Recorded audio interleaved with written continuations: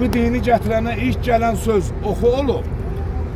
Amma Quran-ı Kərimi təəssüflər olsun ki, nəinki Quran-ı Kərimi, qeyri-adi ümumiyyətlə mütaliə eləməyi, oxumağı ən çox təəssüf ki, müsəlmanlar oxumalı olduğu halda qeyri-müsəlmanlar müsəlmanlardan daha çox mütaliə eləyirlər. Hristiyanlar olsun, Yahudilər olsun, ateistlər olsun, nə bilim, deist, agnostik, 100 dənə məktəb çıxır. Ateist, hərəsi biri deyir, bir dənə yaradan var, qalanları yoxdur. Biri deyir, ümumiyyətlə Allah yoxdur. Biri deyir, dünya partlayışdan yaranıb. Biri deyir, insan meymundan yaranıb. 50 dənə məktəb çıxır. Hamısı oxuyur.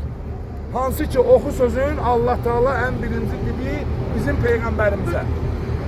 Ən çox biz oxumalı olduğumuz halda, ən mükəmməl kitab bizdə olduğu halda, ən lazımlı şeyləri, müsəlman alimləri tarix boyu kəşf elədikləri halda, amma başqalarının adı allanır. Günahın hamısı kimdədir? Bizim özümüzdədir.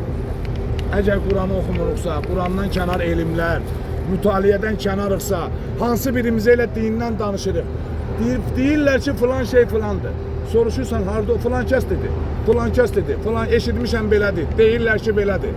Oxudum deyən azdır, filan yerdə oxumuşam deyən azdır.